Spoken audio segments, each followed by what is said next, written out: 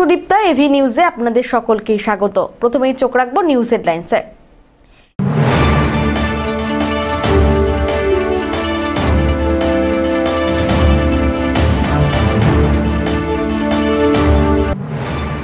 আর দেরি নয়, পাক অধিকৃত কাশ্মীরে আক্রমণ করা হোক। পেহেলগাঁওয়ে জঙ্গি হানায় সরব সৈকত চট্টোপাধ্যায়।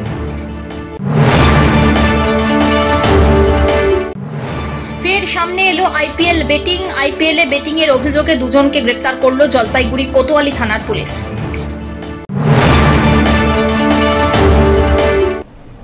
এবার আসছে বিস্তারিত সংবাদে। কাশ্মীরের পেহেলগাঁওয়ে পর্যটকদের ওপরে জঙ্গি হানার জের। আর দেরি নয়, পাক অধিকৃত কাশ্মীরে আক্রমণ করতে হবে ভারতের। লাহোরে আক্রমণ করতে হবে বলে হুঙ্কার তুললেন জলপাইগুড়ির তৃণমূল নেতা তথা পুরসভার ভাইস চেয়ারম্যান সৈকত চট্টোপাধ্যায়। শনিবার জলপাইগুড়ির কোতোয়ালি থানার সামনে তৃণমূল কর্মী কাউন্সিলরদের সঙ্গে উপস্থিত হন সৈকত। জঙ্গি হানার প্রতিবাদে মহিলাদের সমবেত শঙ্খধ্বনির পর পাকিস্তানের প্রধানমন্ত্রী শাহবাজ শরীফ এবং সে দেশের সেনা প্রধানের কুশপুত্তলিকা দাহ হয়। স্লোগান তোলা হয়, আর শান্তি আলোচনা নয়, এবার পাকিস্তানকে যোগ্য জবাব দিক ভারত। লাহোর এবং পাক অধিকৃত কাশ্মীরে সামরিক আঘাত হানতে হবে। কাশ্মীরে একাধিক আক্রমণের প্রসঙ্গ তুলে বিজেপি নেতৃত্বাধীন কেন্দ্রীয় সরকারের সমালোচনাও করেন সৈকত। একটাই কথা, 1999 কান্দাহার বিমান হাইজ্যাক, দেশের প্রধানমন্ত্রী অটল বিহারী বাজপেয়ী, বিজেপি। 2016 উরির ঘটনা, 19 জন জওয়ান নিহত, দেশের প্রধানমন্ত্রী নরেন্দ্র মোদী, বিজেপি। পুলওয়ামা, 2016-তে উরি, 2019-এ পুলওয়ামা, প্রধানমন্ত্রী নরেন্দ্র মোদী আবার 22শে এপ্রিল 2025 ঘুরে গেল পহেলগাঁও। 27 জন পর্যটককে মারল কারা? লস্কর ই তৈবা দ্য রেজিস্ট্যান্ট গ্রুপ। তার পৃষ্ঠপোষককে পাকিস্তানের প্রধানমন্ত্রী শাহবাজ শরীফ এবং পাকিস্তানের সেনাপ্রধান আসিম মুনির। কিসের হিন্দু মুসলিম বলা হচ্ছে? এটা হিন্দু মুসলিম না, এটা ইন্ডিয়া ভার্সেস পাকিস্তান। এই ইন্ডিয়া ভার্সেস পাকিস্তানের লড়াই 71-এ ইন্দিরা গান্ধী আমলে পাকিস্তানের সৈন্যরা তাদের কলার খুলে, বেল্ট খুলে, তাদেরকে পায়ে ভারতীয় সৈন্যের সামনে হাঁটু করে বসে বর্ষতা স্বীকার করেছিল। কোন রাজস্থানে মহড়া দিয়ে লাভ নেই। পাক অধিকৃত কাশ্মীরে আক্রমণ করতে হবে, লাহোরে আক্রমণ করতে হবে। আমরা তৃণমূল কংগ্রেস কর্মীরা আজকে পাকিস্তানের প্রধানমন্ত্রী, পাকিস্তানের সেনা প্রধানের আজকে আমরা কুশপুত্তলিকা দাহ করলাম। আমি আপনাকে একটা কথা বলতে এসেছি, এটা হিন্দু মুসলিমের লড়াই নয়। কারণ যেমন বিতান অধিকারীকে যেমন মেরে ফেলা হয়েছে, তেমনই এক হিন্দুদেরকে বাঁচাতে গিয়ে আদিল প্রাণ দিয়েছে। 10 হাত আদিলের মামাতো ভাই কোলে করে 3 বছর 3টা শিশুকে নিয়ে মারা গেছে। কিন্তু যে মুসলমান পাকিস্তানের কথা বলবে, আর যিনি যে পাকিস্তানি জঙ্গিরে, তাদেরকে রেওয়াত করা যাবে না, তাদেরকে চুন চুন করে গুলি করে মারতে হবে। কোনো এখন শান্তির কথা নয়। আর আমাদের দাবি, পাক অধিকৃত কাশ্মীরে নরেন্দ্র মোদী আক্রমণ করুক। আর কেন পুলওয়ামার সময় চেকপোস্ট উঠে যায়, পেহেলগাঁওয়ের সময় চেকপোস্ট উঠে যায়? এটা তো সিকিউরিটি ল্যাপসেস। তার কারণ জম্মু কাশ্মীরের পুলিশ তো ওমর আব্দুল্লাহর কাছে নাই, লেফটেন্যান্ট গভর্নরের কাছে আছে। আর তার মধ্যে বিএসএফ, আর্মি থাকতে এই ঘটনাগুলো ঘটছে কি করে ঘটছে? তাই আজকে বলছি, এর দায় কেন্দ্রীয় সরকারকে নিতে হবে, আর এর ফয়সলা নরেন্দ্র মোদীজিকে নিতে হবে। আক্রমণ করতে হবে পাকিস্তানকে। সব্যসাচী মজুমদারের রিপোর্ট।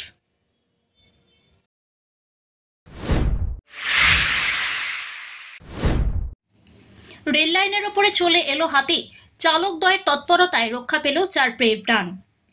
ডুয়ার্সের জঙ্গলের বুক চিরে বেরিয়ে যাওয়া রেল লাইনের উপর দিয়ে যাওয়া হাতিকে জরুরিকালীন ব্রেক কষিয়ে রক্ষা করল বঙ্গাইগাঁও শিলিগুড়ি ডেমু এক্সপ্রেসের চালক সঞ্জয় সরকার এবং সহকারী চালক রকি কুমার। ডুয়ার্সের সেবক গুলমা স্টেশনের মাঝে 22 নম্বর পিলারের কাছে ঘটনাটি ঘটেছে শুক্রবার সন্ধ্যা 7:35 নাগাদ। একটি বন্য হাতি এবং একটি শাবক রেল লাইন পারাপার করছিল। সেই ঘটনা হেডলাইটের আলোয় দেখতে পান চালকদ্বয়। তখনই আপৎকালীন ব্রেক কষেন। ওই কারণে ট্রেনটি কিছুক্ষণ ওখানেই দাঁড়িয়ে পড়ে।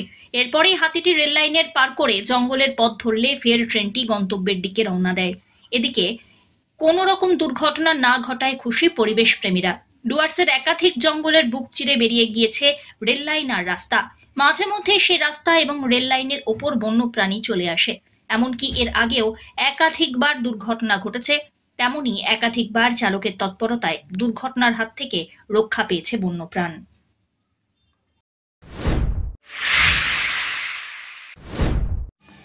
জলপাইগুড়ির যমুনা নদী থেকে বালি চুরি করতে গিয়ে কোতোয়ালি থানার পুলিশের জালে দুই বালি মাফিয়া। বেআইনি বালি উত্তোলন বন্ধ করতে জলপাইগুড়ির বিভিন্ন নদী এলাকায় অভিযান চালাচ্ছে পুলিশ। যমুনা নদী থেকে ট্রাক্টরে ভরে বালি নিয়ে পালানোর পথে রাজু রায় এবং বিশ্বজিৎ রায় নামে দুই বালি মাফিয়াকে গ্রেপ্তার করল পুলিশ। ধৃতদের বিরুদ্ধে এর আগেও বেআইনি বালি কারবারের অভিযোগ ছিল। ধৃতদের এদিন জলপাইগুড়ি আদালতে হাজির করা হয়। পিনাকি শীলের রিপোর্ট, এভি নিউজ।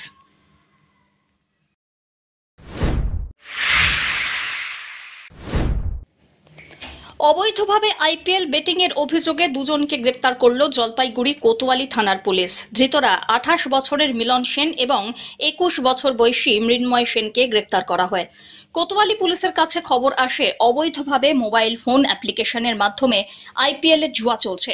গোপন সূত্রে খবর পেয়ে কোতোয়ালি থানার পুলিশ অভিযান চালায়। একটি ইলেকট্রনিক স্টোর এবং সাইবার ক্যাফেতে অভিযান চালিয়ে প্রথমে মিলন সেনকে গ্রেপ্তার করা হয়। কোতোয়ালি থানার পুলিশ জলপাইগুড়ির দিগল বাজারের মিলন সেনের ক্যাফেতে অভিযান চালিয়ে দেখেন মোবাইল অ্যাপের মাধ্যমে আইপিএল বেটিং চলছে। তাকে জিজ্ঞাসাবাদ করে জানা যায় তিনি তার মোবাইল অ্যাপ এবং কম্পিউটারের মাধ্যমে বেটিং পরিচালনা করেন। তার সহযোগীদের মাধ্যমে এই কাজটি তিনি করেন। মোবাইল আইডি এবং পাসওয়ার্ড দিয়ে অনলাইন বেটিং এর কাজ পরিচালনা করতেন তিনি। তার কাছ থেকে মোবাইল ফোন, কম্পিউটার বাজেয়াপ্ত করা হয়েছে।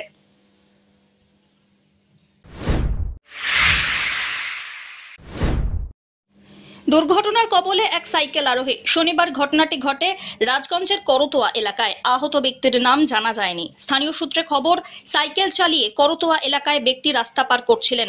ঠিক সেই সময় মোটর সাইকেল এসে তার সাইকেলে ধাক্কা মারে। গুরুতর চোট পান তিনি। স্থানীয় বাসিন্দারা ছুটে এসে আহত ব্যক্তিকে উদ্ধার করে দ্রুত ফুলবাড়ির একটি বেসরকারি হাসপাতালে পাঠিয়ে দেন। খবর পেয়ে ঘটনাস্থলে পৌঁছয় রাজগঞ্জ থানার পুলিশ।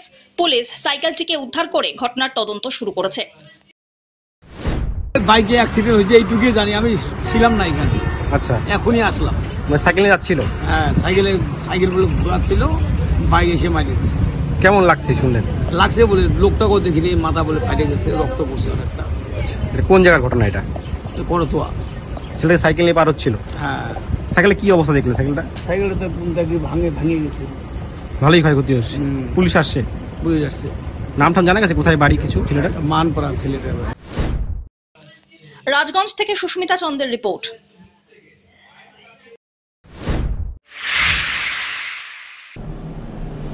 নিয়ে নিচ্ছে ছোট্ট একটি বিরতি। ফিরে আসছি বিরতির পর, সঙ্গে থাকুন। বার্লিয়া হুন্ডাই নিয়ে এলো নতুন গাড়ি ক্রয়ের উপর আকর্ষণীয় ছাড়। Starting price NIOS 5,93,300, এক্সটিআর 6,20,700, i20 7,58,800, ভেডু 7,69,100। সঙ্গে পেয়ে যাবেন যে কোনো গাড়ির এক্সচেঞ্জের সুবিধে। সাথে থাকছে ইজি স্পটস ফাইন্যান্সের ব্যবস্থাও। এখানে পাবেন সেলস অ্যান্ড সার্ভিস ও স্পেয়ার পার্টস ক্রয়ের সুবিধাও। তাই দেরি না করে আজই যোগাযোগ করুন বার্লিয়া হুন্ডাই, পাহাড়পুর মোড়, জলপাইগুড়ি। ফোন করুন 8653300577 নম্বরে। এখন বিশেষজ্ঞ চিকিৎসকেরা নিয়মিত বসছেন লাইফলাইন উকিলপাড়া, জলপাইগুড়িতে। এখানে সোম থেকে বৃহস্পতিবার বিকেল 5টা থেকে নিয়মিত বসছেন চর্মরোগ বিশেষজ্ঞ ডাক্তার কোকে পটম। বুধবার ও বৃহস্পতিবার 2:30 থেকে বসছেন ডার্মাটোলজিস্ট ডাক্তার শাইনি দত্ত। সোমবার ও শুক্রবার বিকেল 4টে থেকে নিয়মিত বসছেন নাক কান গলার বিশেষজ্ঞ ডাক্তার সঙ্গীত প্রকাশ। মঙ্গলবার ও শনিবার দুপুর 12টা থেকে বসছেন অর্থোপেডিক ডাক্তার অভিষেক মল্লিক। বিস্তারিত জানতে আজই যোগাযোগ করুন লাইফলাইন উকিলপাড়া, জলপাইগুড়ি। ফোন করুন 7585820375 এই নম্বরে। মাসকালাইবাড়ি প্রাইমারি স্কুল ময়দানে শুরু হয়েছে আদি বৈশাখী মেলা 2025। এবারের মেলার বিশেষ আকর্ষণ সুনামি। রয়েছে নাগরদোলা, break dance, Columbus, dragon train, টোরেটোরা, মিকি মাউস প্রভৃতি। থাকছে বিভিন্ন জেলার ক্ষুদ্র ও হস্তশিল্পের বিপুল সামগ্রী। রয়েছে বস্ত্র ও চর্মশিল্পের বিপুল সম্ভার। সাথে রয়েছে ফুড স্টল। সপরিবারে আসুন ও মেলার আনন্দ উপভোগ করুন।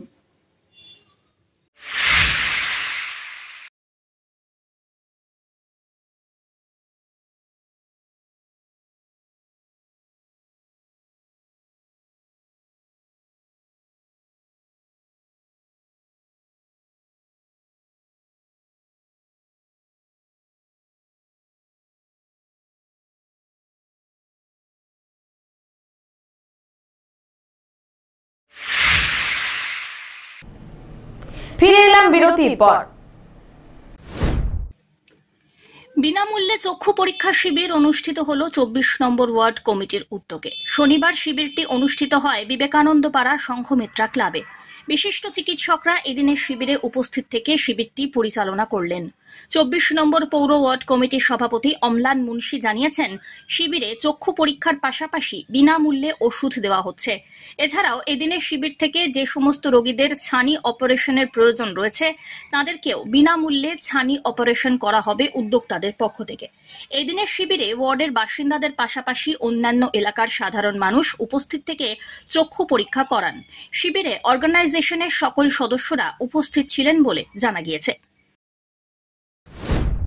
আজকে 24 নম্বর পৌর ওয়ার্ড কমিটির ব্যবস্থাপনায় বিনামূল্যে চক্ষু পরীক্ষা শিবির চলছে। আজকে ওয়ার্ডের ভিতরে এবং পার্শ্ববর্তী যে সমস্ত ওয়ার্ড রয়েছে, যেখানে মানুষের আর্থিকভাবে পিছিয়ে পড়া যে সমস্ত মানুষ রয়েছে, তারা এই ক্যাম্পে আসছেন এবং তাদের চক্ষু পরীক্ষা করাচ্ছেন।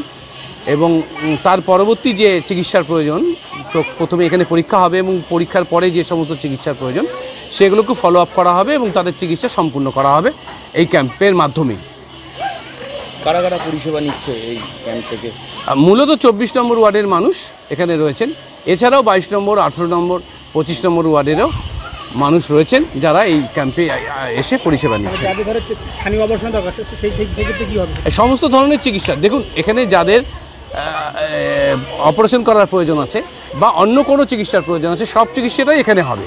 কিন্তু আজকেই হবে সেটা না, এখানে আজকে নির্ণয় করা হচ্ছে, প্রাথমিকভাবে নির্ণয় করা হচ্ছে এবং নির্ণয়ের পর যার যে চিকিৎসাটা দরকার সেই চিকিৎসাটা এই ক্যাম্পের থ্রু এই ক্যাম্পই সম্পূর্ণ করা হবে।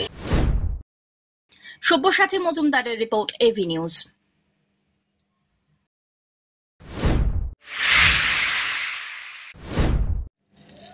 জাঁকজমকভাবে তিস্তা বুড়ির পুজো অনুষ্ঠিত হয়ে গেল। শনিবার জলপাইগুড়ি শহরের অদূরে গন্ডারমোড় এলাকায় করলা নদীর ঘাটে রাজবংশী সম্প্রদায়ের মহিলারা সাড়ম্বরে তিস্তা বুড়ির পুজোর আয়োজন করেন। এলাকার মহিলারা ধাপে ধাপে এদিন নদীর ঘাটে উপস্থিত হন, পুজোর আয়োজন সারেন। সংসারে সুখ সমৃদ্ধি লাভ, সকলের সুস্থতা কামনার উদ্দেশ্যে এই পুজোর আয়োজন বলে জানিয়েছেন উপস্থিত অনেকে। অত্যন্ত নিয়ম নিষ্ঠার মধ্যে দিয়ে পুজো সম্পন্ন করা হয়। পুজোকে কেন্দ্র করে সকলের উৎসাহ ছিল চোখে পড়ার মতো। কলা গাছ দিয়ে সুসজ্জিত ভেলা তৈরি হয়, সেই ভেলায় তিস্তা বুড়ি প্রতিষ্ঠা হয়। পুজোর শেষে করলা নদীতে কলা গাছের তৈরি ভেলা ভাসিয়ে দেওয়া হয়। পুজোর শেষে প্রসাদ বিতরণও হয়। ঐতিহ্যের এই পুজো দীর্ঘদিন ধরে তারা করে আসছেন। প্রত্যেক বছর বৈশাখ মাসে এই সময় আয়োজন করা হয় তিস্তা বুড়ির পুজো। ভবিষ্যতেও তাদের এই পরম্পরা ঐতিহ্য বজায় থাকবে বলে জানিয়েছেন উপস্থিত ভক্তরা। তিস্তাবুড়ি পুজোটা প্রতি বছরই আমরা করি। ঘাটের পাড়ে এসে ভেলা বানায় তিস্তাবুড়ির মাকে আমরা প্রতি বছরে ভাসিয়ে দিই। কি কারণে পূজা করা হয়? এটা হচ্ছে বছরে মঙ্গল কামনা আর মেসার ঘরে যে তিস্তাবুড়ির মা জন্ম নিছে, তাই ওই ভাসি আমরা পূজাটা করে আমরা তিস্তাবুড়ির মাকে ভাসিয়ে দিই। নিয়ম কি কি আছে আপনাদের পুজোর? এখানে তিস্তাবুড়ির মাকে লাগে হচ্ছে উপর দিতে হবে, দিতে খই দই দুধ, আর ধর্ম ঠাকুরকে আমরা কাছে দিয়ে দিই পাকা আঠিয়া কলা আর চাপা কলা দিয়ে দেখলাম ডিমও দেখলাম, কি বিষয়? ডিম দেই আমরা ধর্ম ঠাকুরকে, তিস্তাবুড়িকেও দেই হাঁসের ডিম এটা, আর এমনি দুধ দই এগুলো তো লাগেই। আর এমনি আপনাদের নিয়ম কি আছে? আপনাদের নিয়ম আমাদের এটা তো আমরা আগে তো আমরা ঘুরে বেড়াইতাম 10 বাড়ি, এখন তো ঘোরার টাইম নেই, তার জন্য আমরা সবাই মিলে একসাথে আমরা এই একসাথে ঢাক দিয়ে বাজি আমরা ভাসাই দিই সবাই একদল।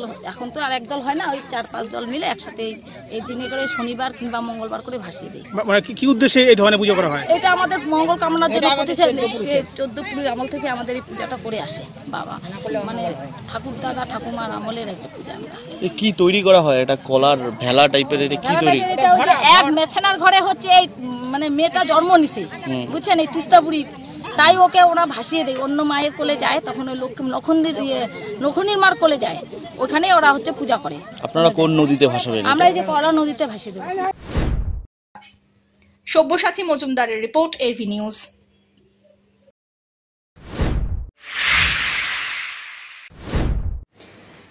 জলপাইগুড়ি জেলা ক্রীড়া সংস্থা পরিচালিত মহিলা ফুটবল লীগ শুরু হয়েছে জলপাইগুড়ি শহরের মিলন সংঘের মাঠে। এই খেলা সমাপ্তি হলো 26শে এপ্রিল অর্থাৎ শনিবার। টান টান উত্তেজনার মধ্যে দিয়ে খেলা সমাপ্তি হয়।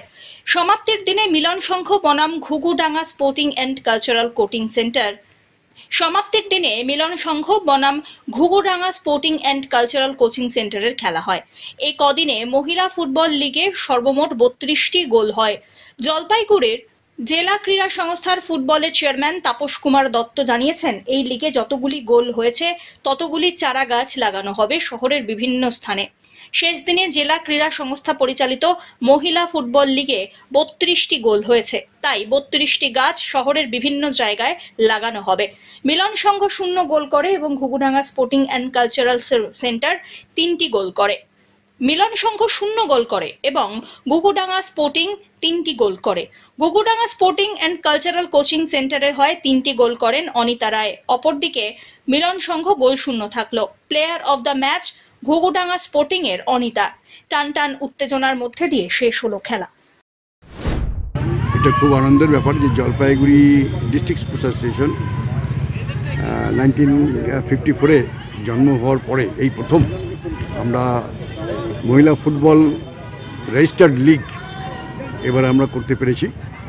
প্রথমবার আমাদের অনেক চেষ্টা সত্ত্বেও আমরা মাত্র 3টে টিমকে পেয়েছিলাম, ঘুঘুডাঙ্গা, মিলন সংঘ এবং জেএফএ। এই 3টা টিমে যেহেতু কম টিম সেই জন্য আমরা রিটার্ন লিগ করেছিলাম, মানে প্রত্যেকটা টিমই 2বার করে মিট করেছে। এখানে আজকে শেষ খেলা ছিল। এই লিগে চ্যাম্পিয়ন হচ্ছে জলপাইগুড়ি ফুটবল একাডেমি এবং আজকে খেলার পর যা দেখা গেল সেটা হচ্ছে Ghughudanga sporting and cultural club runners up হয়েছে। তো বলছি আপনারা একটা করেছেন যতগুলো গোল হবে ততগুলো গাছ লাগানো হবে, এখন অবধি কতগুলো গাছ হলো? অবশ্যই আমাদের টোটাল গোল কত হয়েছে রাজু? গোটা 20-22টা গোল হয়েছে, ঠিক আমি এক্স্যাক্টলি বলতে পারছি না এখন রেকর্ড না দেখে। 20-22টা গোল হয়েছে এবং আমাদের একটা ইসে ছিল যে গাছ লাগাও প্রাণ বাঁচাও, এই একটা আমাদের একটা স্লোগান ছিল। আমরা সেই হিসাবে যতগুলো গোল এই মহিলা ফুটবল লিগে হয়েছে ততগুলো গাছ আমরা জলপাইগুড়ি এরিয়াতে বিভিন্ন জায়গায় লাগাবো। পিনাকি শীলের রিপোর্ট।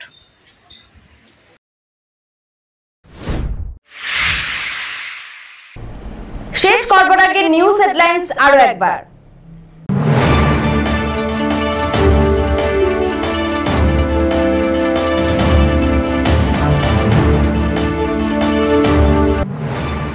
আর দেরি নয়, পাক অধিকৃত কাশ্মীরে আক্রমণ করা হোক। পেহেলগাঁওয়ে জঙ্গি হানায় সরব সৈকত চট্টোপাধ্যায়।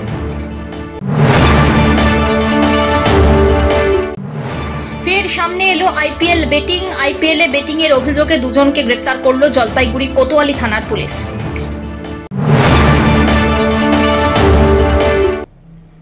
এখনকার মতন এভি নিউজ এ পর্যন্তই। পরবর্তীতে আসছি আরো সংবাদ নিয়ে। দেখতে থাকুন আমার ভিশন। নমস্কার।